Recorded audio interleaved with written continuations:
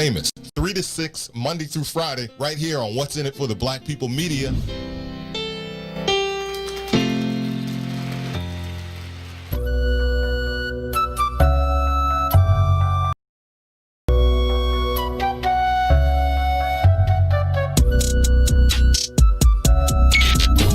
WIIFTV-PM.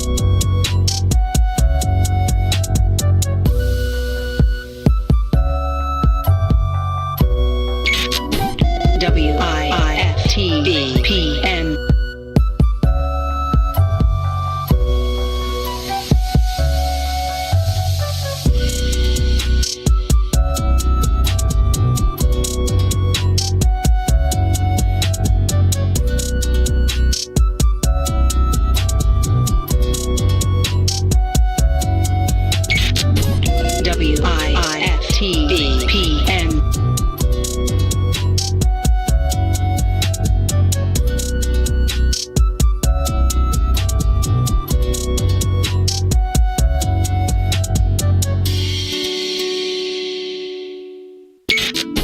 WIIFTV-PM.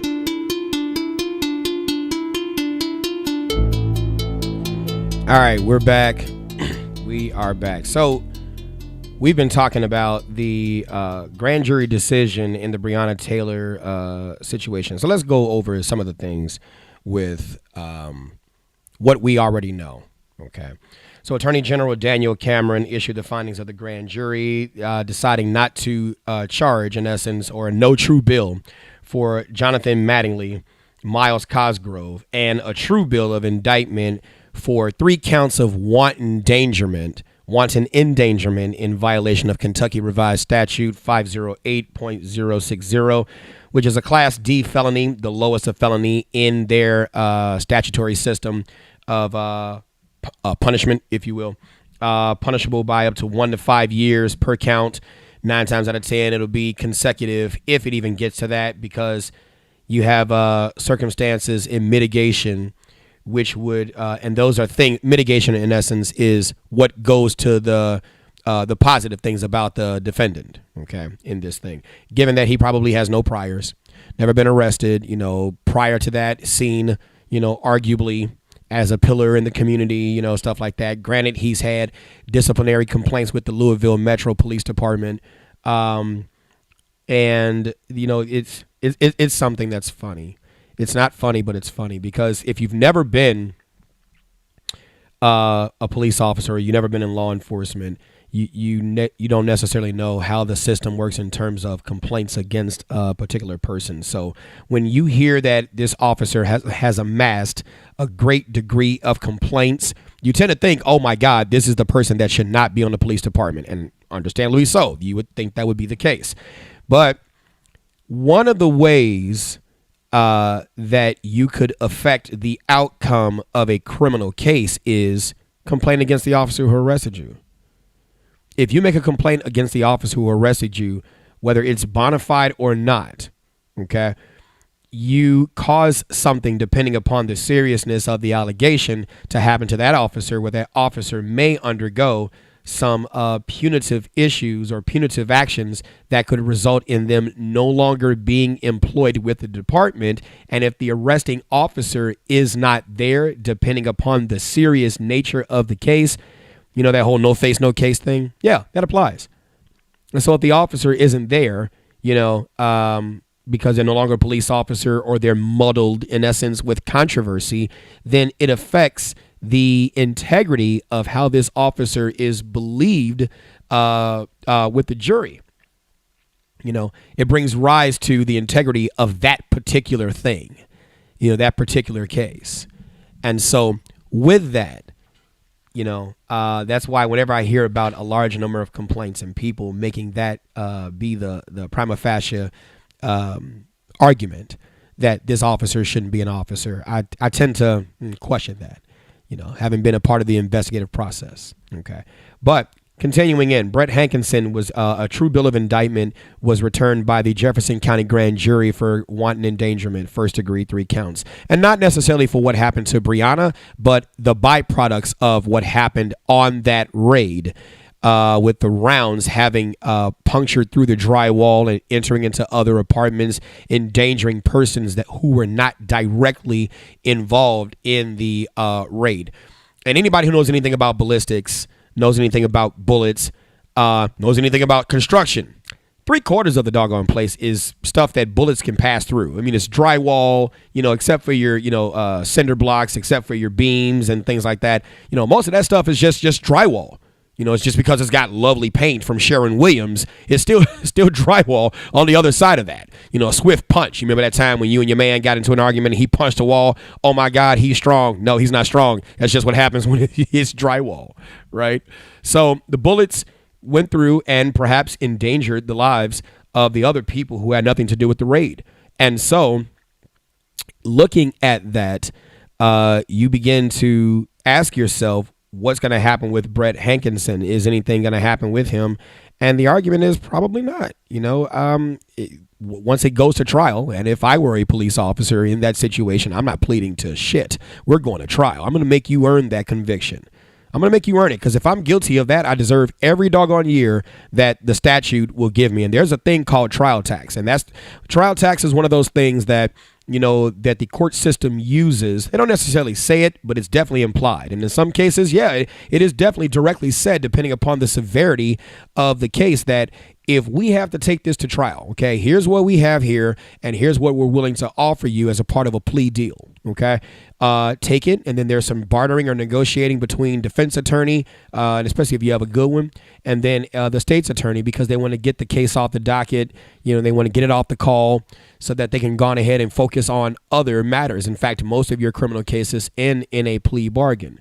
And so for your exchange of your guilty plea, where you're waiving your right to, you know, proclaim innocence and things like that, you know, waiving a great percentage of your appeal rights, you know, we will give you this deal. And typically people take the deal, especially if they know that the evidence can, in the eyes of a jury, will more likely than not convict them. But if I'm Brett Hankinson, I'm taking this to trial, you know, or maybe not. Because he was said to have recklessly fired his gun into the apartment.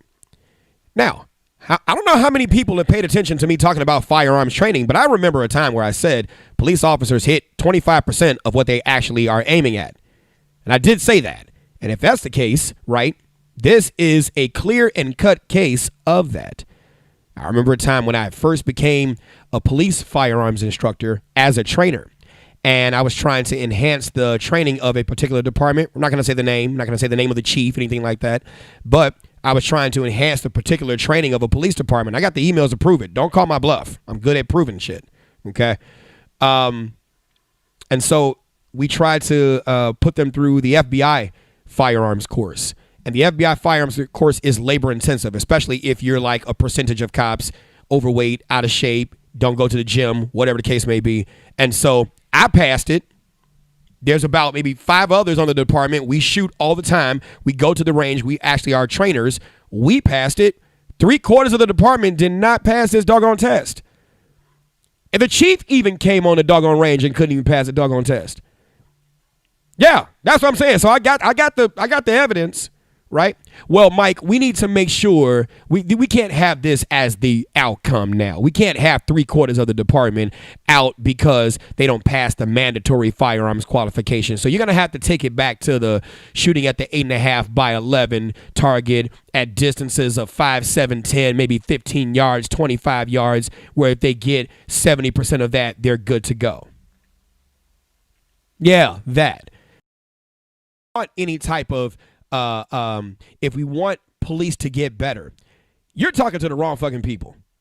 You're talking to the police chief. First of all, he serves at the will and pleasure of the mayor, just like Superintendent Brown. Superintendent Brown got some real shit he want to say. I've read his books. I've followed him since Dallas. He got some real shit he want to say. He can't say it though. He can't say it because he, unlike Sheriff Dart, who is an elected official who's never been the police, right?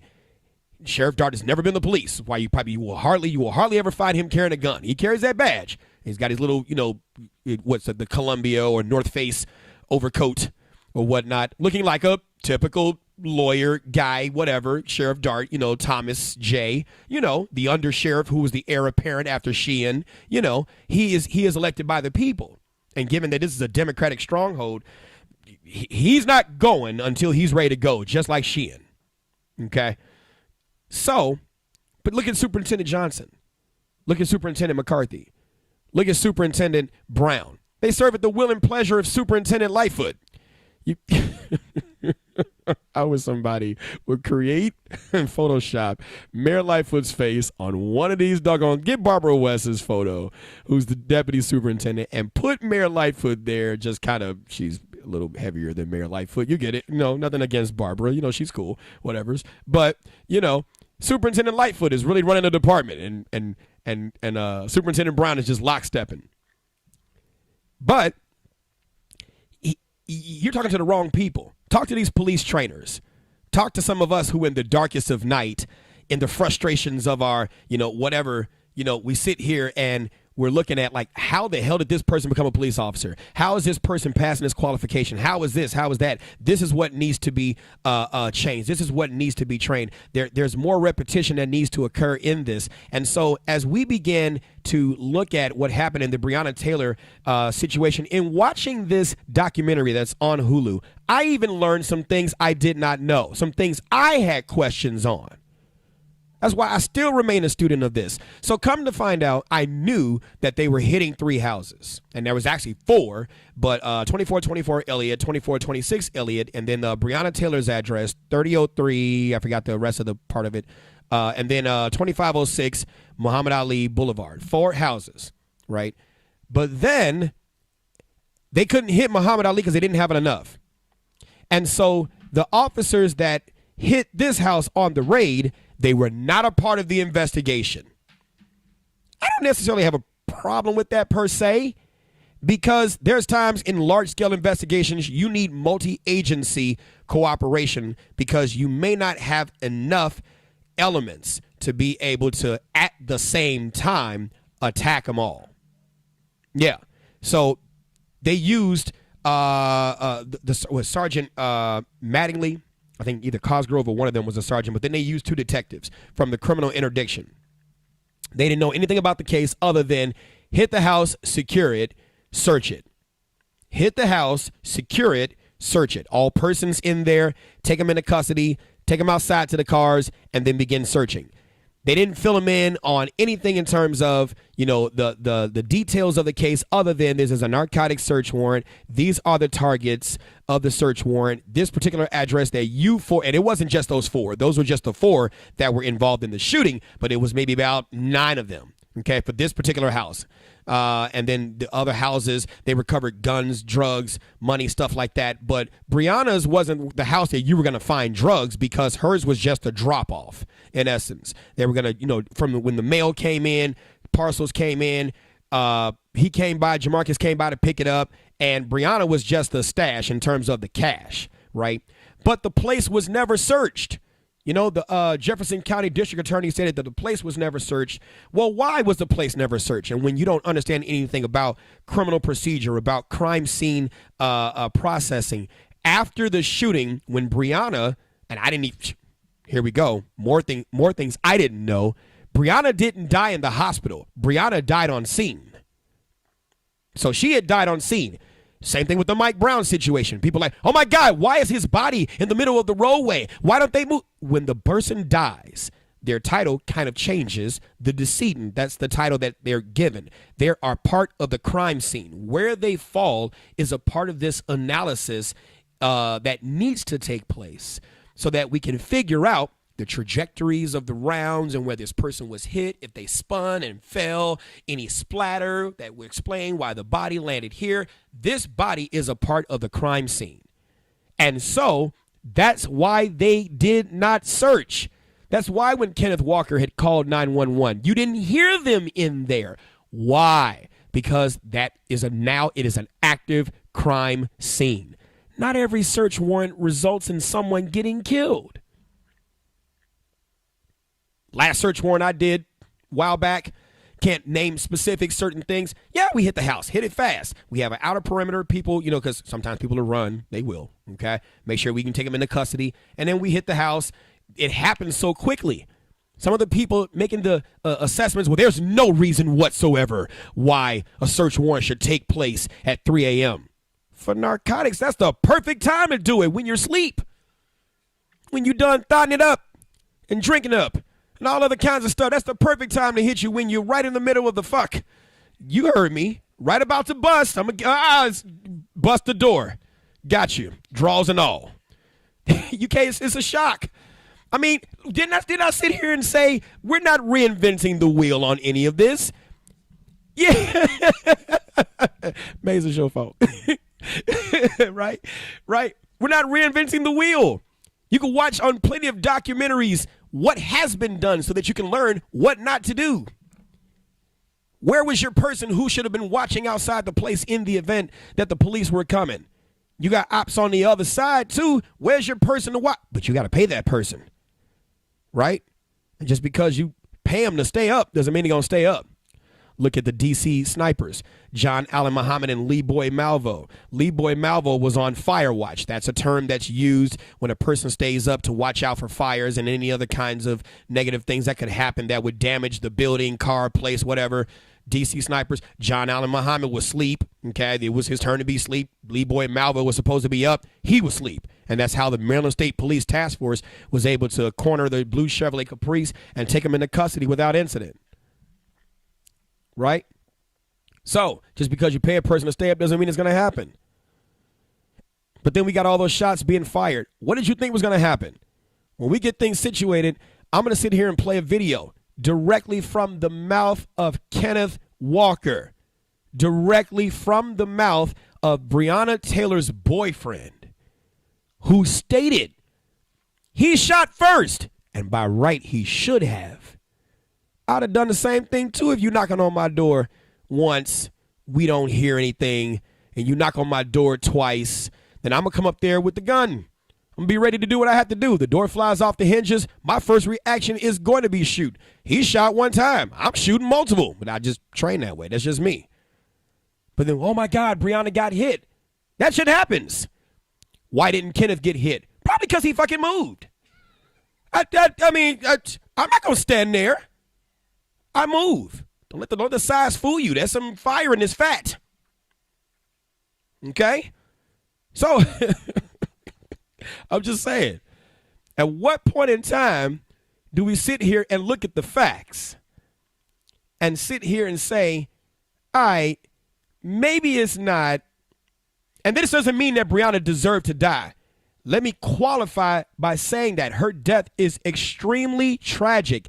If anybody, I don't want to say deserved, that's a word I don't want to use, but if anybody should have been the recipient of that gunfire, it should have been Kenneth. Now, that would have still been I don't know if it would have been a wrongful death because it was a no-knock warrant. But if anybody should have been the recipient of it, it should have been Kenneth.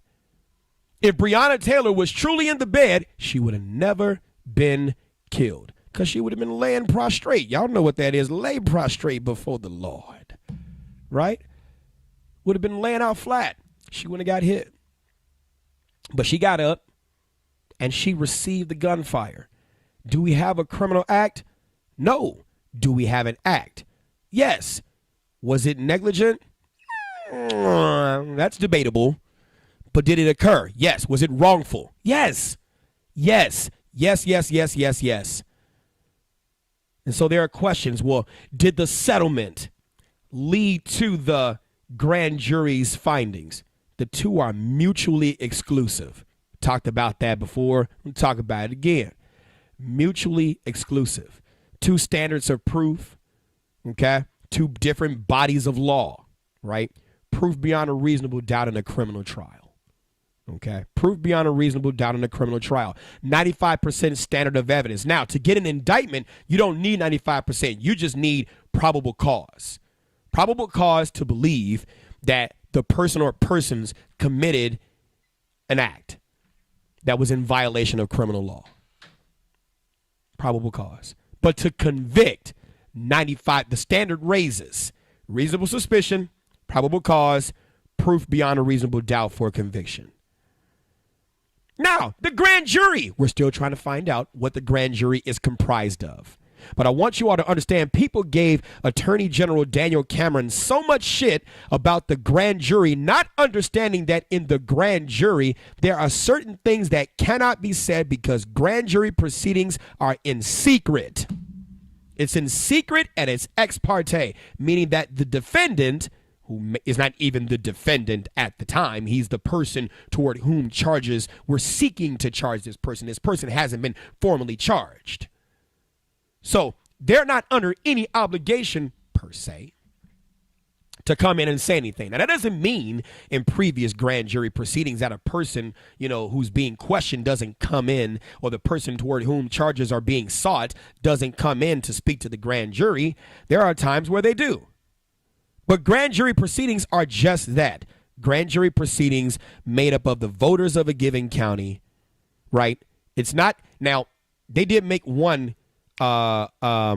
suggestion that they want to find out about the grand jury makeup to make sure that there wasn't a Batson versus Kentucky violation, that no black jurors were excluded or no black grand jurors were excluded from the grand jury.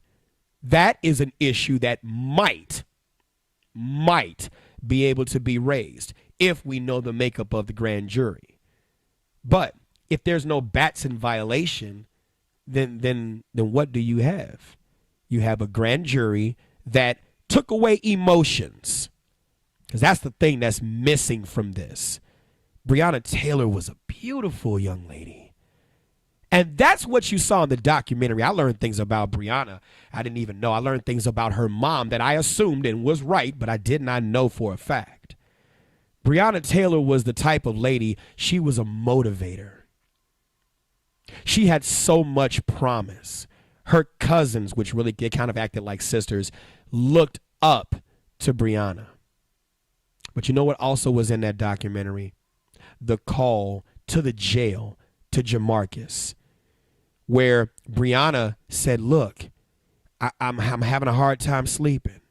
I don't be worried about you with ladies and stuff like that, but I be worried about the police. And you hear the stress and the concern in her voice. You hear that. And so my question is, taking off of Juliana Stratton's not answer, but her question, what do we tell our black girls? If in fact LeBron James's statement about black women being the most disrespected, one can only ask the question, how? And I'm not saying it's not true. I'm just asking the question, how? Because which to me is the greater disrespect? The failure to teach our black daughters the lesson about who they get with? The failure to empower our black girls who will become women to be better stewards of themselves and their lives so that they can have greater choice motivators to make better decisions? Which is the greater damn respect? I'm about to trigger We took out black history in our schools and put in LGBT history. And that's not to state that that shouldn't be talked about, but how do you sit here and try to be an advocate for black folks and not teach them about the very same history that they need to learn from, but you give a fuck about our daughters? How the fuck is that?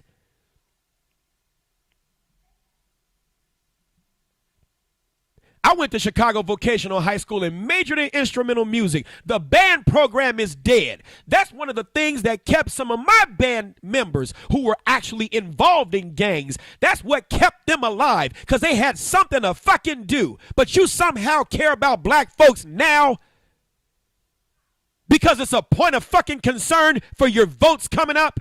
But now you give a shit. Yeah, you ain't ready for that. Now you care. Now you care. Now you care. Yeah, I'm not buying the shit. I'm not buying it. Which is the greater lesson? How does somebody who... She should still be here. I will say her name, Breonna Taylor, but not for the fucking reason you want me to say her name. I'm not saying it for that. I'll say her name because the village failed her. The village failed her. All you fucking advocates that want to get out there and protest about some shit, you're a part of this shit too. The village failed her. The village failed her. A child not embraced by the village will burn it to feel its warmth. Kenneth was probably the one who she should have been with, but she couldn't let go of her ties to Jamarcus. How many of you all know some Briannas in your life? How many of you all know some Jamarcuses in your life or in the lives of those you care about? And try as you might, you said, hey, you shouldn't be with this person. You shouldn't be around this person. I see this red flag, and if you don't stop, you're going to die. I know that this is not right for you, but you're not going to listen. And so what happens? Sometimes a person learns best when they get burnt. Well, damn it, somebody got burnt. What are you going to teach your daughters? What are you going to teach your sons? When are you going to unfuck your fuck so that you can tell your kids about your past to save them from a past? We still not talking about that shit. We listen to the likes of a Sean King. This is a slap to justice. Sean, stay the fuck in your place, because you're not helping nobody. When you sit here and let the media drive the agenda and tell you how to fucking feel in light of facts that's in front of your face, and you sit here and let them tell you how the hell to feel, and then you wonder why this is insanity, repeating the same action and expecting a different outcome.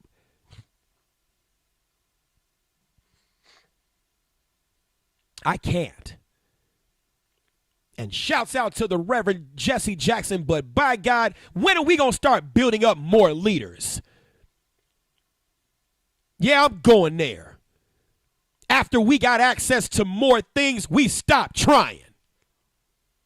We stopped trying. Never but another day. You gotta sit down and say that. Just gotta, and you understand what I'm saying. Peace. I'm out. And I didn't understand now one doggone word he said. God bless it. He should be a mentor for the next leader. Yeah, I said give a shit. He should be a mentor for the next leader. He's done his time. He served the cause. He did what he was supposed to do. When do we pass the baton? When do we pass the baton? You're so worried about what the white man is doing. You skipping over what we need to do. When are we going to make that admission that Breonna Taylor should still be here, but not for? We don't even know at what point in time Kenneth Walker even got with Breonna, but I bet you if we do some digging, was she still calling Jamarcus while she was with Kenneth? Why couldn't she let go of those ties? Because she was holding all that money. Come on, man. Come on. Come on. Because I don't hear Lieutenant General, Lord Jesus, Lieutenant Governor Julia Stratton or J.B. Pritzker or anybody else saying anything about the young lady on 51st Street just west of State Street who was shot in the car with her boyfriend and both of them were killed. Her life matters. What about the other ladies? What about, oh my God, did we just say her name? Jamoni Wilson. I'm messing up the name. Don't charge it to my whatever. You get it. Why are we not saying anything about their names? Superintendent Brown said it before, and I'm going to double down on what he said. As long as we keep holding the police or trying to hold police accountable, which they should be held accountable. They should be. But if that's the only agency you're working on and looking at, nothing's going to change. Look, eyeballs, look, y'all look at me right now. You really think the police going to change? You really think the police going to change? You may be able to get rid of some of the folks in the police department, but you think the police going to change? You won't even change in you in your own body, but you somehow want the police to change. The police, that's a part of the institution of the very racism that is despised. And you somehow think that the chess pieces of the rule of law is going to change. If you understood anything about the criminal justice system, the police are the pawns in the system. Nothing can even start without them conducting an investigation and making an arrest. Who's your favorite black attorney? What do you know about the right of the people to be secured in their persons, houses, papers, and effects against unreasonable searches and seizures shall not be violated, and no warrant shall issue but upon probable cause, supported by oath or affirmation, particularly describing the place to be searched and the persons or things to be seized. That's the Fourth Amendment to the United States Constitution verbatim. But if you don't even know that, and that's the supreme law of the land, sit your ass down and open up a damn book and shut up and admit that at this point, while you are a powerful king and a powerful queen, I know this, that I know nothing. Even Socrates, a philosopher, stated that I know this, that I know nothing. That is the portal through which learning is possible. But if you are so stuck on your pride, what about pride begets the fall? What about that? How much of your rights do you even know? Do you even know the likes of a Miranda versus Arizona 384 U.S. 436, a Mapp versus Ohio, a Tennessee versus Gardner 385 U.S. 1? Do you even know anything about what case law is? Do you know how to cite case law, when case law is? Do you even know about the bond hearings and the arraignments and what a grand jury is about and what is voir dire, a Batson versus Kentucky? Do you know the law? Do you know the trials and tribulations that Thurgood Marshall had to even go through to even make it to the Associate Justice of the Supreme Court? You had a problem with Ruth Bader Ginsburg, but don't have a I'm triggered. I am triggered on my own fucking show. I'm triggered. I'm out of breath and I'm not even talking. I'm just telling you.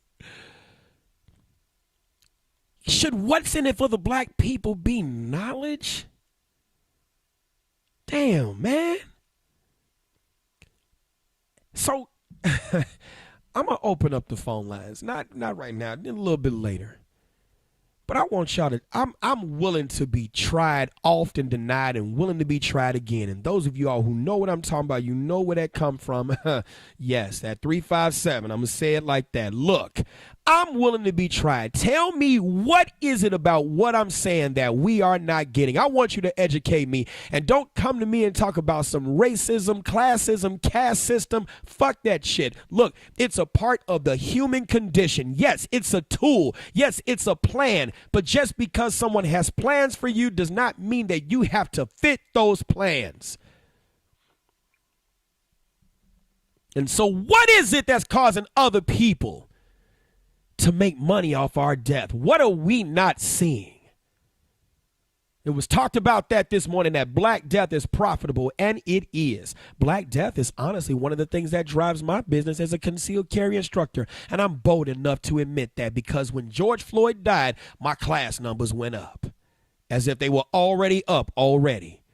You see somebody die and get scared. Oh, Lord, it's Timothy O'Toole or William Sklarowitz is coming over to my place. The white man about to come to your shit. We're fucking each other up already on our own. And we ain't saying nothing about that. Well, black on black crime occurs within people who live by each other. And yeah, obviously. But that doesn't justify it. all this talk of reparations and all this talk of cannabis and all this talk of the things that could financially benefit our community.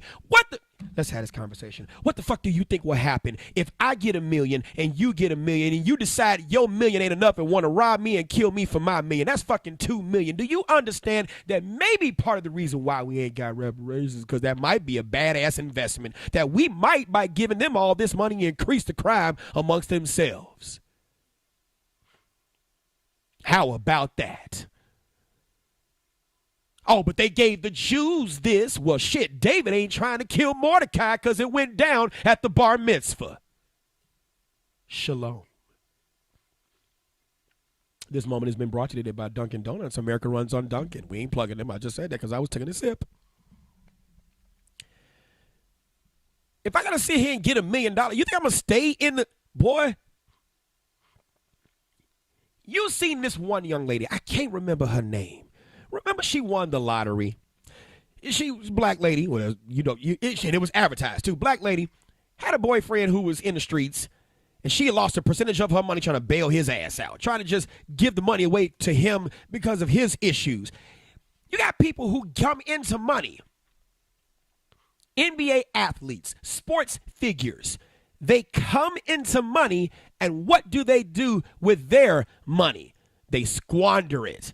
They don't necessarily invest it the right way. And then you see, next time on 30 for 30, Allen Iverson. I don't want to use him because he actually had a good deal he's about to benefit from a little bit down the way. But I'm just going to throw a name. Thomas Johnson blew his money on pimps and whatever. Just dumb shit. Do we even get taught about finances? Do we even get taught about how to make an investments? You even got Jay-Z who said it on the doggone song. I think it's the story of OJ. Trying to sell you the game. I'm trying to give you the game for $4.99, the cost of whatever his record or his album or his song was. When are we going to sit here and recognize that we need to educate ourselves more? That the very same people we talk about, calling them, now percentage of them could be Uncle Toms or Coons, whatever the case may be, but some of the people that we're saying, we're actually emotionally reacting to the truth that they are speaking because it stings. And it stings because it's true. Should that be what's in it for the black people? You got Herb Howard and Toussaint Warner coming in here saying, I said what I said. How many of you all even reject some of the things they say? Now, we don't always have the same opinions, but I respect the passion with which they speak it. But how many of you turn a blind eye to the shit that they're telling you? They're right. We need a warrior class. But everybody wants to go to heaven. Everybody wants to. There are instructions that you must follow to a T in order to reach there. Heaven is where I sing songs about it. Sing songs about it, but you ain't willing to die to get it. You ain't even willing to die to stop the domestic on the corner because that woman getting her ass beat by a man she had no business dealing with. You won't even stop the shit around you, but want a white savior to come on through and deliver you out of Egypt. You get happy when the likes of a Father Flagger blocks traffic. The fuck? Really? When you got leaders in your community you won't even listen to. We got resources that we don't even use. Come on, man. That's what I get pissed off at. But I'm a coon. Well, let me go scavenge my ass on break. We'll be right back with Triggered. WIFTBPN.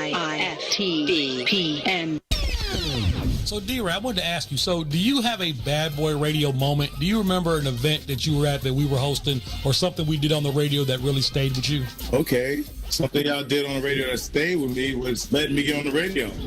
Oh, yeah. Right. That's true. That was my step in the door. It was my opportunity to get into GCI, which I started working, there you guys got me on Sundays and all that stuff. And it introduced me to doing more characters because I would do characters on your guys' show. I don't even remember what the hell I was doing then, but you guys would just let me go, and that freedom didn't exist nowhere in radio. Yeah, and it doesn't exist anymore, which is what we're starting to hear and we Right. see when it comes to radio. Chicago famous. Famous, 3 to 6, Monday through Friday, right here on What's in It for the Black People Media. What's up, good people? You're listening to I Said What I Said with Tucson Warner and Herb Howard. You'll never breed a warrior. Mm-hmm. Warriors, come out to play. Shh, you hear that? And that's what's happening at every angle. They're creating paradigms where we can only raise feminine men. Yes. Whether they're homosexual or not, they feminine as shit. Sure, because all masculinity is toxic. All masculinity is Right. toxic in a war-torn society where the dominant society is saying to your ass, we don't never want no warriors. Right. You bastards. Any book you've ever read, you can read the Bible, goddammit. When they go and they destroy some shit, they kill all the boy babies. Yeah, for sure. I don't even want you growing up to think you're gonna do some shit to me. Animals do the same thing. If I come over here and I take over this village now or whatever, like this gonna be my pride. First thing I'm doing, killing the male boys, like killing the male Don't babies. you Like, even grow up with no attitude, Don't you little even nigga. think about it. Ever. Okay? Bitch. Ever. Right. You ain't my daddy, you damn right I ain't your daddy. Fuck your fort, little nigga. Fuck your fort. You're not my dad. Like, That's like, fucked up. like, Oh man, I hate that I laugh at this shit in public. That's real. I hate that I laugh at this stuff in public. That's real though, right? Tucson Warner and Herb Howard live on What's in It for the Black People Media, Monday, Wednesday, Friday, 1 p.m. to 3 p.m. Funeral expenses are costly. The Casket Store wants to help you save hundreds of dollars. You do not have to purchase a casket from the funeral home. Call now for a free in-home consultation. Call 773-445-6900. 773-445-6900. Are you curious to explore the intellectual currents that channel our thoughts and frame our reality? Have you ever meditated for relaxation and accidentally discovered the universe in the process? These matters and many more you may never have even thought of will be yours to explore as you come with me into Muwakil's world.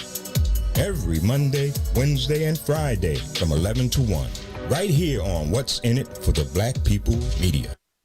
I was going to ask you, so growing up, did you ever have an old racist family in your neighborhood? Did you have one live next to you or one down the street? Just somebody's house that you know on the block, you didn't want to go nowhere near that house. The neighbor who was directly behind us had a real problem coming outside, seeing my white mother and my black father. We got us the gun line. This dude built an 8-foot fence, more like 10 foot. They put up the Huck Finn joint. Exactly. That shit looked like a castle. You know, my dad, he's a big guy. Out, oh, Leroy, don't do that. It's worth it. Blah, blah, blah. My dad was getting ready to kill this dude. And within 6 months, that guy moved away. Don't cross the gun line, boss. Right, the gun line, boss. Chicago Famous, 3 to 6, Monday through Friday, right here on What's in It for the Black People Media.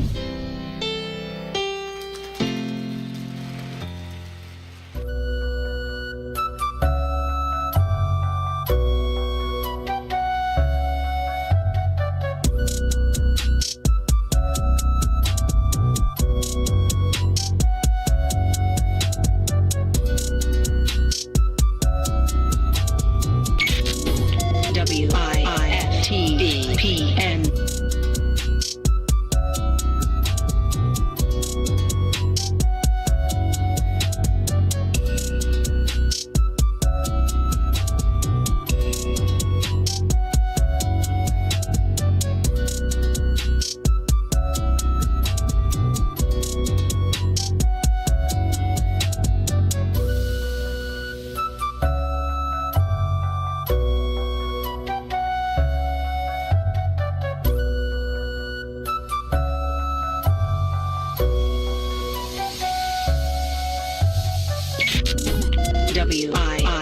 WIFTBPN.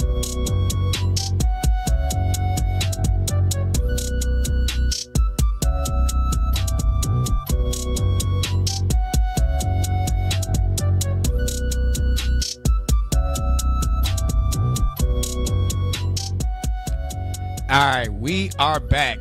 Yep, I've been reading your comments on Facebook. For those of y'all been, I couldn't see them at first. I'm back now. I'm coming hard for all of y'all. That's right, we're back. What's in it for the Black People Media Network presents Triggered. I am your host, Mike, Instructor Mike. I forgot my name for a minute, Instructor Mike, and we've been talking about the grand jury decision and Breonna Taylor and lessons learned. So let me get to some of these comments on here. I'm gonna address this. By God. All right, so here we go. Yeah. So One person said, no, the failure of black men to be providers and protectors. Yeah, I'm about to trigger you guys again, because if statistically and actually, factually, a great percentage of our households are headed and singly headed by women, then how, pray tell, do we create a great degree of black men who fail to be protectors when you learn how to be the protector when you're young? Shh. We don't want to talk about that. We don't want to talk about the traumas that you've gone through that you haven't admitted, and the help that you should be seeking that you haven't sought. And so your only default is, I feed you, I put clothes on the table, a roof over your head, and you don't have a pot to piss in and a window to throw it out of. So don't say anything to me about that, because if I didn't do that, if I didn't love you, I wouldn't do that. How many parents are guilty of that very thing? Now, I want to say parent. Oh, but the man ain't there. Well, yes, he's not there. But you ever wonder the reason why he probably isn't there? Because just like he ain't shit, you been the fly. That the same thing that caused you to not like him and him not to like you, you both got together on this thing called hurt. And you didn't analyze the responsibility of him. And he didn't analyze the responsibility of you. So when the responsibility came, the breakdown happened, and you both began attacking each other at the traumas that were pre-existing before your union. And so now here we got a bunch of boys that become teenagers, the teenagers that become men, that become physically attractive, but internally toxic. And you don't want to take your responsibility for your infusion of your toxicity unto your son. Now, I'm going to sit here and say it as a father of 4 children, 3 of whom are girls. I don't know too much about how to raise a daughter, but I had 5 women in my life, from my grandmothers and my mother, and none of them talked to me and taught me about not necessarily how to be a man, but how to be a good co-parenting partner. The skills of cooking, the skills of child rearing, the skills of how to do hair, how to do all the other stuff that would alleviate the pressure off of a mom who I would have children with. So before we go look at the white man, we have to look at your ass, because you failed. And here you go. At some point, the excuses need to stop. Turn the mirror on yourself. Because as long as you keep skirting away from the fact that you didn't prepare your son to be a better partner, then that's just going to increase the insecurities that reside within him that would make him lean towards a woman who knows how to do that very thing he doesn't know how to do. And so it's not I want you, it's I need you. Why do you think so many men, myself included, had mommy issues? And so many of us don't even admit them because we're ashamed. We don't want to admit them. We don't even recognize them. It starts there. But you ain't willing to, deal with that shit. Moving on. Here we go. Another person said, well, don't talk to you about racism. Well, then there's nothing to talk about. Look, I never said racism doesn't exist. Never said it doesn't exist. What I'm saying is, if you make that your only focus, that's why you're stuck in that mental slavery. Because while you're focusing on racism being the cause, other people are trying to find the solution. Like you said, at some point, the excuses need to stop. Oh, that's not what I'm talking about. Oh, you can't eat your cake, fatty, and have it too. Or maybe you can and you got reserves. Shit, I'm a fat guy. I know it. I keep snacks. I'm just saying. Change the contracts and the laws with the police. That's where we can start. Yes, James, you are absolutely correct. But you have to know what to change. You have to know where to change. You have to know what the issue is. And if you spend so much time saying fuck the police, you're not going to find out where, because you close yourself off mentally to what you need to learn. Oh, yeah, I'm addressing it. Maybe one day black men will get over their mommy issues. In the meantime, like he said, I'm just saying, how can they get over a mommy issue that they haven't been exposed to? Some people don't even know that they even have the issue. And it just doesn't make it any better. Come on, let's have an honest conversation. What do we do when we see someone who has mommy issues? We make fun of them. What do we do when we see a lady who has daddy issues? We make fun of her. What do we do when we have some smart kids in our community? We fuck with them. We beat them up. We chase them. They're the ones who are always in front, raising their hand. What do? Oh, you want the attention. Now we're going to whoop your ass. Perhaps we could have the next generation of black doctors and lawyers and astronauts, but we are so traumatized by our trauma where we just fuck with other people who trying to break from it. Maybe I could have been the next doctor. Maybe I could have been the next lawyer. That's still coming down the way. But I became a cop, not because I was fucked with in school. You couldn't catch me. I was rather, skinny, fast, ran, didn't fight. You couldn't catch me. I had to be close for you to whoop my ass. Okay? But I became a cop because I got tired of seeing my friends get their ass beat because they wasn't worried about Tom O'Connor. We didn't go to, any school right there in the white neighborhood. We went to schools in the black neighborhood. Okay? We were worried about Demetrius. We were worried about John. We were worried about somebody else who's going to whoop your ass simply because you didn't want to be GD. Or simply because you didn't want to be BD. Or simply because you didn't want to be stoned to the bone. Because you didn't want to be a part of that. You got your ass whooped. That's why I became the police. Because, bully issues, Alvin, yeah. And what do we do, Alvin? Go on ahead and say it. Go on ahead and say it. You should get over your bully issues. So that's what I'm talking about. That very comment right there. That becomes the reason why some people become police, because they actually want to take that power back. And here you are, that very same trigger of that bully that motivated them to become that thing. And then you wonder why your ass end up as a hashtag on somebody's shirt, because we don't bother to understand the human condition. We make fun of the traumas in our community. We sit here and normalize Black death, which makes it easier for others to profit off of it because we normalize it. We normalize it. So who other than the self is responsible for correcting their personal issues? Police yourself as men police each other. But didn't you just say men don't police each other? You can't eat your cake and have it too. Which is it? Do we police each other?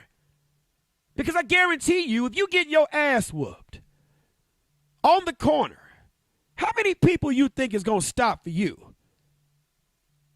I would love to see that. See, some of you commenting haven't even probably been through the traumas that motivate such conversations like this. You haven't been the subject of child abuse at home. I work in a DCFS facility. You haven't. I hear their stories from some of these most of these shitty ass parents. We talk about the bad kids and talk about child, this generation is fucked because of its predecessors. But we don't want to have that conversation because you busy stuck on, as long as I be a slave, I'll be buried in the grave. Swing low, sweet chariot, coming for to carry me home. Don't let somebody put some flair on it like they're in the choir. We need to get Bobby Rush's choir as a part of this. As long as you stuck on those emotional things that get your heart moving, you ain't paying attention to the shit that's in front of you. I'm sorry. I'm not going to back down from that. Keep sending these stars. I love y'all for that. It helps support great content on What's in It for the Black People Media Network. Because I know Herb and Tucson going to have something to say about this shit. I know it. I said what I said. It's always, that's the counter show to this one. I love it. I love it. Y'all better pay attention to them. Monday, Wednesday, Friday, from 1 to 3. Come on now.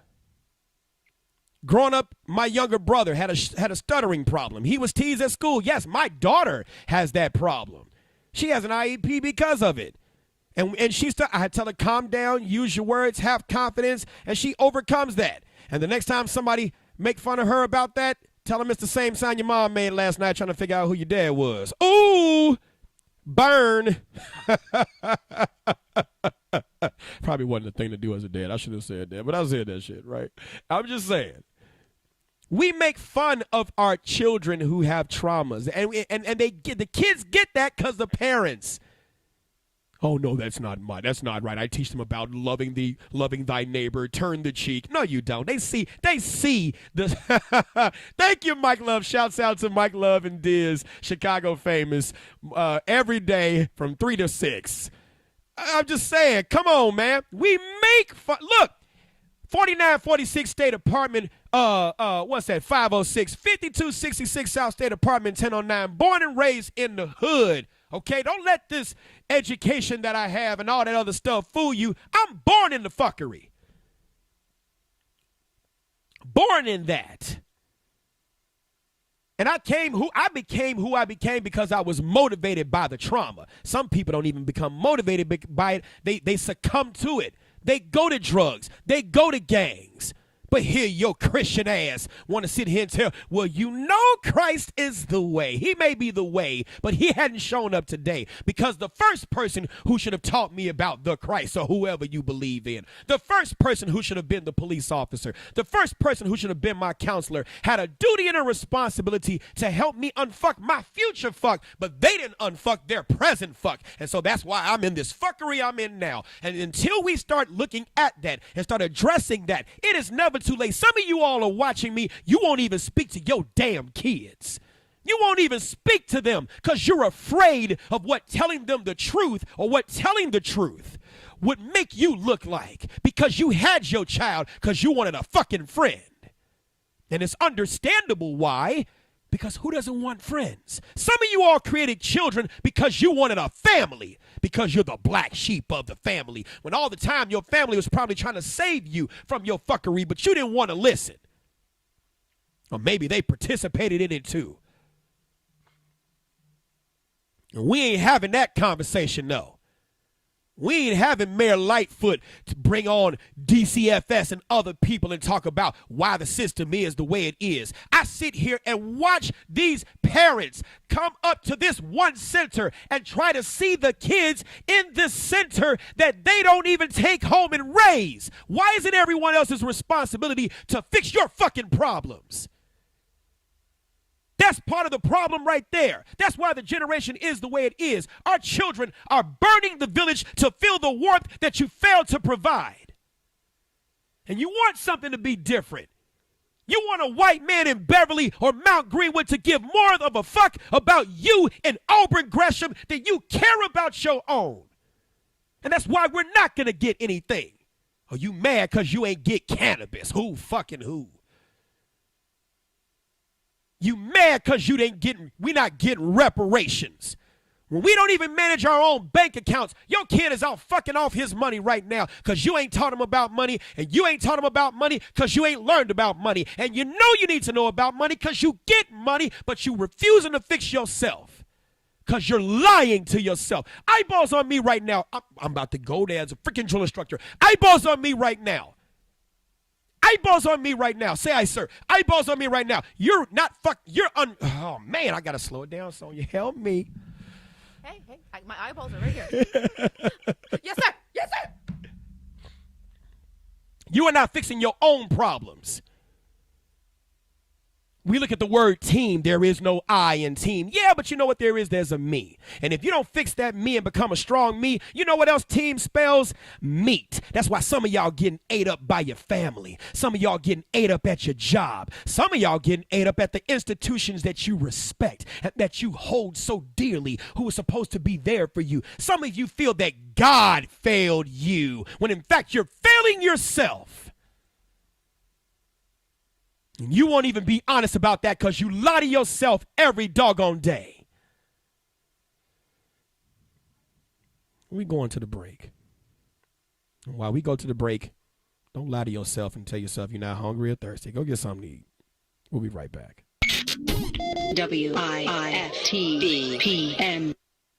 Shop at Black-owned and operated Solo Beauty, where you are appreciated and respected. Located at 8158 South Cottage Grove, Solo Beauty can supply all of your black hair care needs.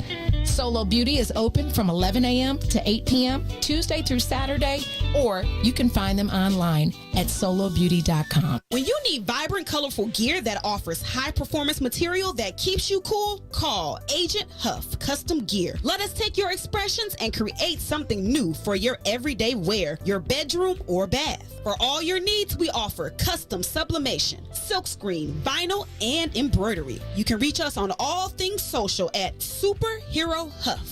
www.superherohuff.com or 630-476-9191.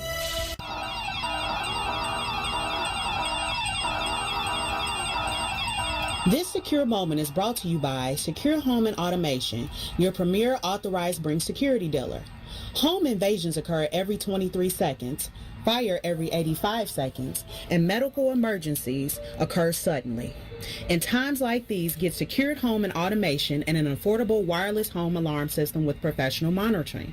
This includes fast emergencies response, free security analysis, free equipment, and free installation. A limited time offer, be proactive. Call today, don't delay. 708-251-5069. That's 708-251-5069. Call now, 708-251-5069, or visit our website, securehomeandautomation.com. Secure Home and Automation, where your life safety is our priority. It brings authorized dealer, certain restrictions apply. WIIFTVPN. Live from What's in It for the Black Media Studio. And so, my fellow Americans, I have a dream. You're listening to Trigger. You want to crown him? Then crown her ass. I ain't scared of you, mother. The one and only Mike Brown. Mike Brown. My calculations are correct. Let's begin. Yep, we're back. What's in it for the Black People Media presents Trigger with Instructor Mike. I am your host, Instructor Mike, and yes, we've been having 9 conversations in one doggone thing because we need to have more, and we're not having none. That's right. We're not having the conversations that we need to have. I'm not saying that the conversations that's taking place are not the conversations that shouldn't be had. You're not going to get me to say that. But we're omitting the other conversations that are just as equally, if not more, important. I don't know what else to say. I don't. And none of us are perfect. Why do you think I'm so passionate about this? Because I'm a suspect of it too, fool. That's why I'm passionate about this. I know where my incompetencies are. Look, so one of you all were asking about police training. So when I was in the academy, we didn't talk a lot about verbal judo, which is using time and carefully chosen words and, learning all the other stuff they're learning now. They're learning about crisis intervention and, anger management. I'm an anger management specialist now, certified by the, National Anger Management Association, and I'm a nonviolent crisis intervention instructor. So I teach people how to, understand crisis and understand people's trauma. That stuff was not taught in the police department. That stuff was not taught in the police academy. It's said to be, taught now because these protests and things have forced the issue. So I'm not saying these protests don't work, but they don't work for us. Because regardless of what you think, you point a gun at me, all that crisis intervention stuff goes out the window. If you don't comply with what I'm asking you to do, you don't even know how it's going to play out. And some of you parents, you say the same shit to your kids. If you just do what I ask you to do, just listen to me when I'm talking to you. Just see where this is going. Where you thought it was going to go, it wasn't going to even go there. So now I got to make it worse. So now I got to punish you. Now I have to do this because of your actions. Your actions took it to a place I wasn't even trying to go. You think it's different for the police? That's the same damn thing. Some of you all just hate authority. Let's just be honest. You got daddy issues, so you hate authority. You got mommy issues, so you hate authority. There's another aspect of that too. And anything that appears to be authoritative. Like one person commented, I would want to take his class, and I'm not mad that you said that, right? But I'm just going to look at the comment. I would want to take his class, but I feel like I would have to put him in a headlock. Don't come to me. Please don't.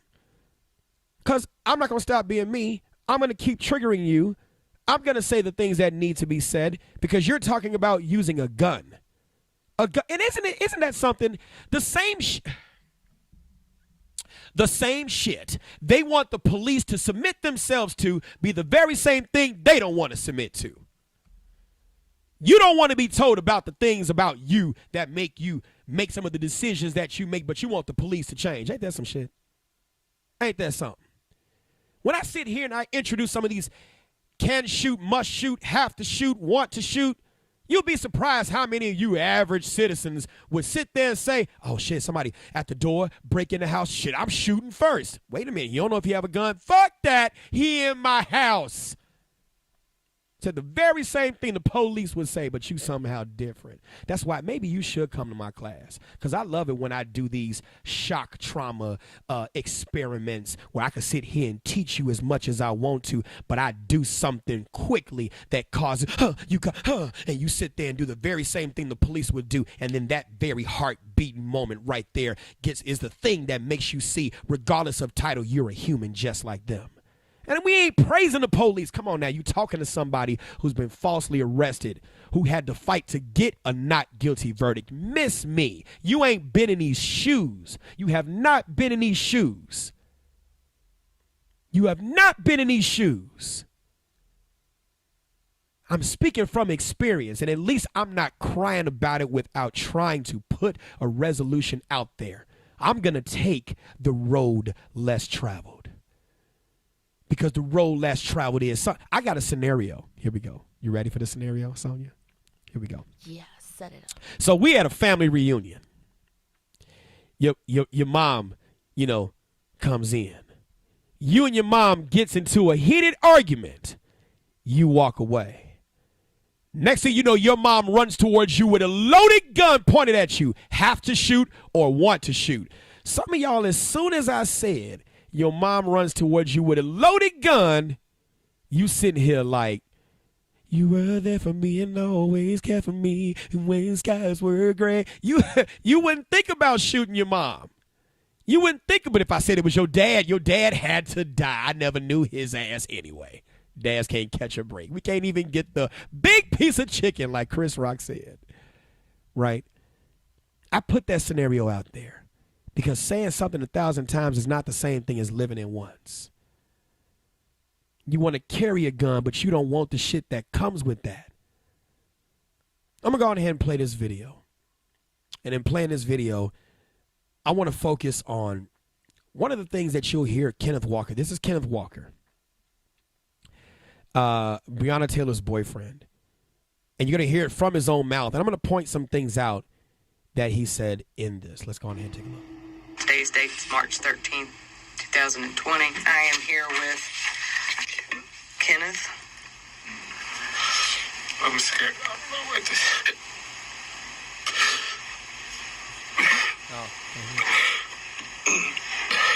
We're just trying to find out what happened. Well, you could at least... we can't... How do I do the Kenneth voice?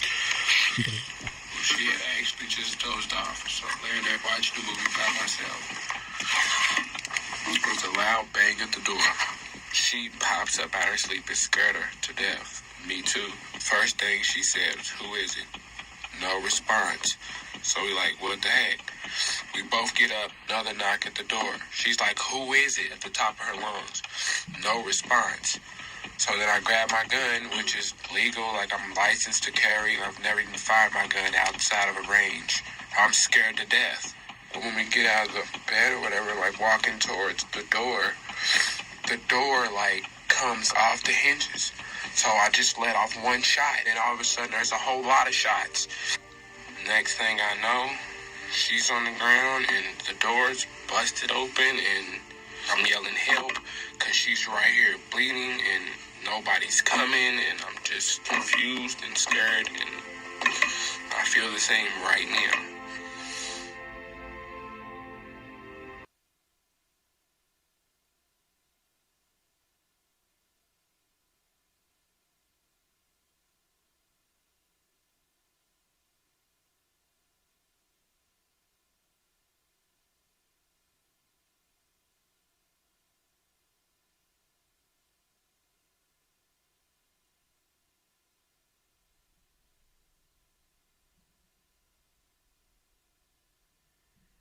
Now, that was the video of Kenneth Walker when he made his statement to the Special Investigations section of the Louisville Metro Police Department right after Breonna had been shot. He was taken into, taken into custody. Taken into custody because they thought at that time that he had shot a cop with criminal intention, which was not the case. But there are several things that we could point out in this video. One thing that Kenneth definitely said was, I had never fired my gun outside of the range. Scared to death. Scared to death. I actually feel for Kenneth. I really do. I feel for him. I feel for him. Because he really thought they were home invaders coming inside. And they weren't. They were the police. They just didn't announce themselves. Or were said not to have announced themselves. Neither here nor there. Having that firearm doesn't mean you're ready. If all you do is go to the range and some real shit happens, I love that. You hear him saying, scared to death. Right? And it's a good thing we were able to play this video because you hear from his own mouth, Breonna wasn't in the bed. They had gotten up. Well, at first she was in the bed, but they had gotten up. And as a consequence of going to the door, he let off one shot first, and they returned fire. Thousands of shots. It's not thousands, but you get it. You get it. You get it. And you hear from his own mouth that he shot first. You hear from his own mouth there was a knock. You hear from his own mouth she gotten about the bed, and they went to see what was up. I feel for Kenneth. You know why I feel for Kenneth? I feel for Kenneth because I honestly believe, regardless of what narrative is being put out there, I feel for Kenneth because I believe that he did not know some of the other stuff that Breonna was involved in previously. And this is a result, in essence, of the past coming back to get you in certain respects. And I won't say the death is to get you.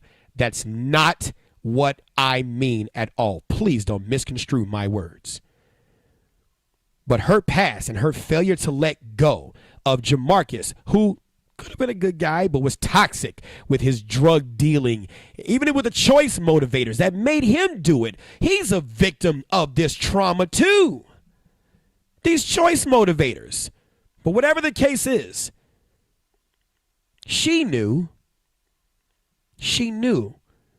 that it was going to end kind of badly. She even said it in the jailhouse call, that I can't sleep because I'm worried. Not about you and women, about the police. But she didn't listen to her own advice. How many of you all listening? You give yourself the greatest advice, you just don't listen to it. Right? We give ourselves the greatest advice, but we don't listen to it. When are we going to have that conversation? None of us are perfect, but in this strive for excellence, in this drive towards being a better person, when are we going to have that conversation? When are we going to have that equal? Yeah, there is such a thing as a toxic good guy. He could have a good heart. You could have a good heart, but your qualities and your attributes and the things that would make you a person that is filled with less toxicity or none at all, those could be present too. Those could be present. You could have an intention not to want to harm someone and not realize when your actions are harmful. You can. So there is such a thing as that. Try as you might, because I used to hate gang members when I was young. Why? Because obviously I was messed with them. You know, I was messed by them. But then when I became older, and then when I became a police officer, and then when I came into the understanding about learning about choice motivators and what motivates a person to choose that option B instead of that option A, you really can't judge. You can not like the behavior for sure. You can. You can. But in not liking the behavior, I can still find the good within you and say some of the things I need to say to you by putting that dot on your brain so that when life shoves that pencil in your hand, you'll have a dot to connect. You'll have a dot to connect. And you say it. It's a lot that is being unsaid in respect to authority, which can be toxic. Child abuse is one example. Yeah, why should I sit here and respect authority when the person who had a duty and a responsibility to help me see the world beyond the box to which I've been confined, that person who had that duty and responsibility didn't do that. And but not for the positive influences in my life, I could have gone down that same road or that same path. And even in going down a different path, you still got skirmishes and toxicities rising within you. You think about it, right? What's this thing of success? What is this definition of success that we look at, right? Having a car, having a house, having a family for some people, and it should be for everybody because family is very important, right? But having materialism, you think about it. One of the things that I used to deal with, even as a detective, and one of the things that I used to deal with, and I still deal with now, even in teaching people in concealed carry, is all this desire to want to kill somebody over materials. Took my shoes, dead. Took my TV, dead. I worked hard for this, dead. Don't you come in and take my shit, dead. Try to take my car, dead.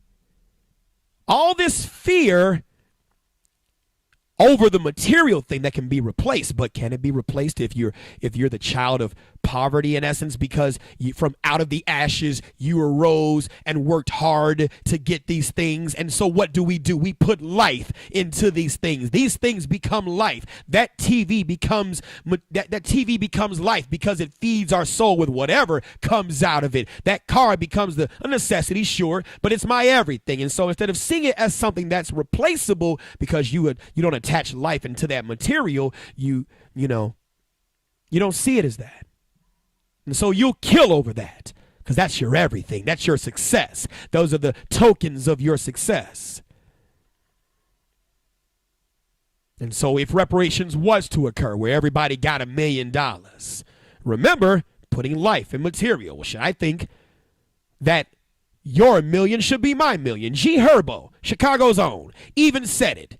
If Larry Hoover and Jeff Fort got out of prison, they would kill them. Ain't no structure. Why? Because there's always somebody that wants to rise above instead of following and playing their role in the structure. Mays Jackson even alluded to that in terms of when you get into politics. Everybody wants to be the fucking president and nobody wants to be an alderman. Everybody wants to be the top, but nobody wants to be the janitor. There's a pecking order. There's a time. You gotta wait your turn. Some people said, fuck that. I don't want to wait my turn. Some people even try to use Barack Obama as a thing in terms of, well, the Democratic Party told him no, and then he said, for all intents and purposes, fuck that, and then rose to the top. Barack Obama's a different type of black person. Cat Williams even said you couldn't find a pit bull puppy, a bad fuck, a old baby mama, none of that shit for Barack. I don't know where the hell he came from, but he came. And so he was the perfect, in essence, specimen to put in front to have the imagery of we made it. And then 8 years later, when you didn't get what you thought you should have gotten out your Cracker Jack Barack Obama prize, now he didn't do shit for you. Was he supposed to? Or was it the symbolism of appealing to your sense of I'm entitled to this without any type of work involved? Were you looking for a proverbial Black Moses to deliver you out of your own fuckery that is your Egypt, thinking that the government was supposed to help you, that the government was supposed to give us the essence of this thing called justice through this vehicle called Breonna Taylor, and we were denied of the justice that we think we're entitled to when you don't even have justice in your own house. Your kids don't even do what you tell them to do. And that's the justice you control. But you somehow think that somebody else is supposed to give you some doggone justice. Ronald Reagan even said it best. One of the problems with people and their idea of government is when you think that the government is supposed to do more for you than you do for you. You hate Ronald Reagan because of Reaganomics, I understand. But the Honorable Louis Farrakhan even said it best. When people fall, don't laugh, learn. You can always learn from someone else, be it white or black, be it good or bad, whatever the case may be, because you're not done. You're on your way up. And if you don't learn the lesson from where that person falls or whatever the case may be, you make yourself susceptible to the very things that cause them to fall. And that's part of the problem, is that we don't learn when people fuck up. You spend all this time talking about the Pied Piper of R&B who went on their head and set up the camera and peed, but you forgot about the Kenwood teacher who saw that this was going down the wrong road and didn't say shit. You forgot about the record producer, and Mike Love, if you're watching, I know you know the name and I'm not gonna say it. You forgot about the producer that on the documentary walked inside of that Chicago studio and saw these young girls in there, and because they had a deal to make, because they wasn't caring about what's in it for the black people, they were caring about what's in it for those pockets, and they went on ahead and turned a blind eye to those girls that shouldn't have been inside of that room. Everybody trying to get their cut, and now when they got their cut and they don't want to, and they're not getting a cut no more, now you want to come out and say, well, I knew he was going to go down that path. Well, when the fuck you going to say something?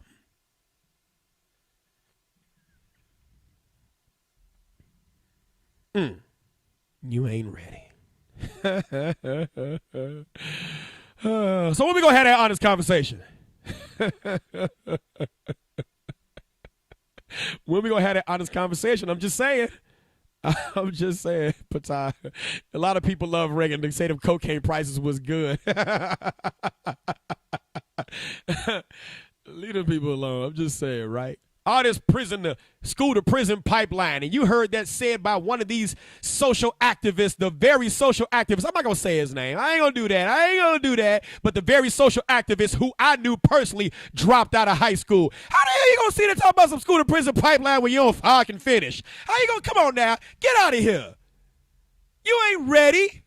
When we going to have that conversation? Where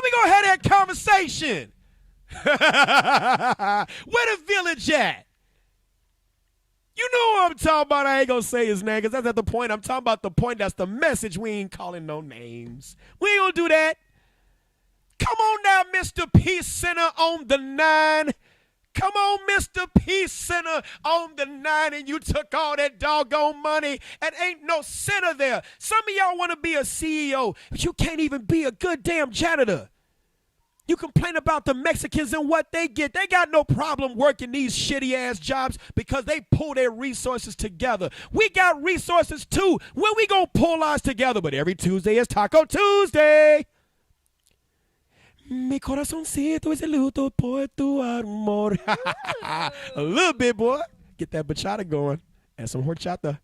Let me find out. I'm telling you, boy. No es una novela. I'm telling you. Hablo español poquito porque mi nueva estudiante en español. Ah, muy bien. ¿Por qué? Muy estúpido still. No. Right, you know? I'm just saying. Come on now. We got to get better than this. And I'm going to continue to be the way that I am. I'm going to continue to trigger you and say the shit you don't want to hear. Why? Because I'm paying homage to our ancestors. Our ancestors fought and died. Our ancestors fought and died to give us the right of access that we don't even take for granted. I get people, and I'm going to say this shit, and I know it's look, I get people that call me, where you at? Google me, fool. Take a look. It's in the book. You got all the information you need at the palm of your hand. You got a smartphone, but you still dumb. And you don't want to say that as a business professional, but that's how I feel. Come on now. We got everything we could find at the palm of our hands, and you don't even use the doggone technology. You want somebody to help you. Come on, man. I'm going to still say the stuff that I say. Right? I'm going to still say the stuff that I say. None of us are perfect. None of us are going to be perfect. But damn it, if we don't sit there and try things differently than what we're doing now, we ain't going nowhere. We're just going to be pacified. You've seen it this morning. Controversial questions being asked. and a person who I will not name. This person did more dancing. He should have lost weight behind them answers. Did more dancing than Dancing on the Stars. Why? Why? Because what's in it for him ain't what's in it for the black people. That's what's in it for him and that salary. Because everybody want a heaven. But how many people are willing to sacrifice what they got to get there? I say the shit that I say, not caring about a damn review, not caring about what your money, because I know God's got me. God gave me the business that I have, the traumas that I've had that I sit here and turn into works for other people. I'm going to stay blessed, so I don't give a fuck. I'm going to say what needs to be said because you need to hear it. Because some of the best advice you give or you get is from someone who don't give a fuck if you like it. Some of y'all got mad because I said the word fuck and don't even know the etymology of that. So let me teach you. For unlawful carnal knowledge, during the English times, when a person committed fornication without consent of the king, they were put in the stockades, and the abbreviations FUCK was stamped upon it so that everybody who passed by, they would know these people were in the stockades for unlawful carnal knowledge. Fuck. The more you know. Right? Come on, man. Come on, man. Come on, man. You know what I'm talking about, Patar. You just did the dance this morning. Whoa. I think that this is not the. Come on now. I know. Come on now. Come on, man. You're not going to jeopardize your 6-figure salary to tell us the truth. You ain't going to do that. You're not going to do that. You got too much to lose. Because we ain't paying your bills. Right? You're going to dance the dance of Lori. You're going to sing the songs of Superintendent Lightfoot. Because you know if you step away, you're going to I ain't paying your bills. And by right, if that's what he does, okay, whatever. When are we going to start to be, look, I said this to somebody, and this is going to be even more controversial. If these rioters and looters were strategic in the properties that they destroyed, I ain't saying his name, Mario, don't you get that stuff started. It's always Mario trying to get me started on shit. It's the lesson, not the name. I know how to toe the line, right? I get it. But if these rioters were strategic in the properties that they would destroy to get the will of the people done, who would be saying what's in it for the black people now? Ooh, who would be saying what's in it for the black people now? If you went to that address and started to put that key in the door, went inside and it was wiped clean, and every time they rebuild, that shit was just destroyed unless this piece of legislation was passed, how many of that caucus would actually do the will of the people? Isn't that something? But you know what? They're going to keep on doing what lines their pockets. Why? Because shit's comfortable for them. Because they know that the people ain't going to do shit to force them. But do you think a Matt O'Shea could do what he wanted to do, 19th Ward Alderman? Hell no. The people in Mount Greenwood would have Matt O'Shea's ass if he didn't do their bidding.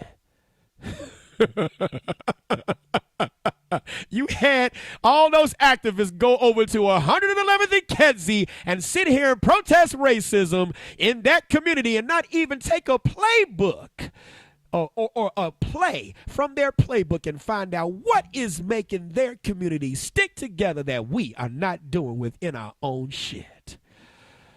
I'm just saying. We're going to take a little break. You need to go ahead and call your alderman and say, yeah, what gives? Send a battalion of people your way.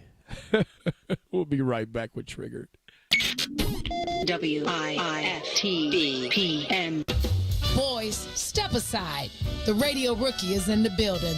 The Book of Dawn, Monday through Friday, 9 a.m. to 11 a.m. on What's In It for the Black People Media. Are you curious to explore the intellectual currents that channel our thoughts and frame our reality?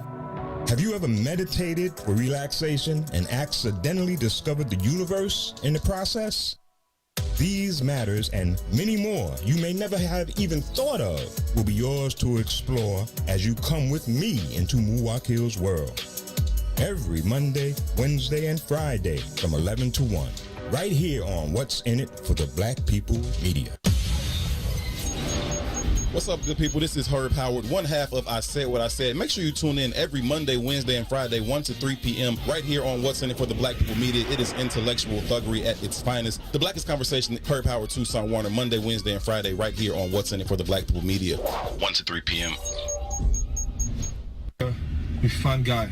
Where's tomorrow? Fun guy, what's up, baby? What it do, baby? Yeah, yo, what do you know? You know what I'm saying? So I'll be telling you. What's going on, Chicago? What's in it for the Black People Media presents? I want to go higher.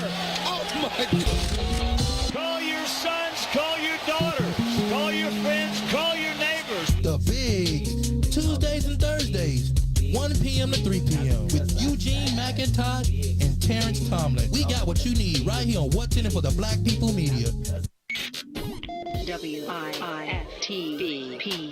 Live from What's in It for the Black Media Studio. And so, my fellow Americans, I have a dream. You're listening to Trigger.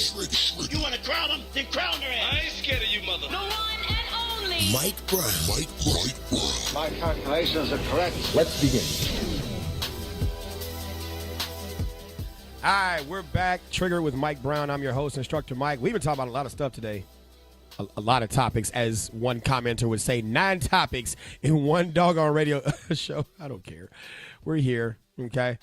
I just want us to do things different. I want us to do things different. Breonna Taylor should still be here. She should. And I'll say her name. I will say her name, Breonna Taylor. I will say her name. A beautiful young lady with a lot of promise. Beautiful. With a lot of promise. Her cousins said that she was the motivator. She was the one that would push them when they were stuck. She was that friend that would push them. She was that relative that would push them. She had a lot of promise. A lot of promise. And her mom even said she grew up when raising her daughter because her mom had her at 16. Yeah, so young. And so you imagine at the age of 16, what do you have to impart within your child? What do you have to impart within your child? I'm not saying anything negative about the mom per se, but we got to look at that because that's a part of the issue too.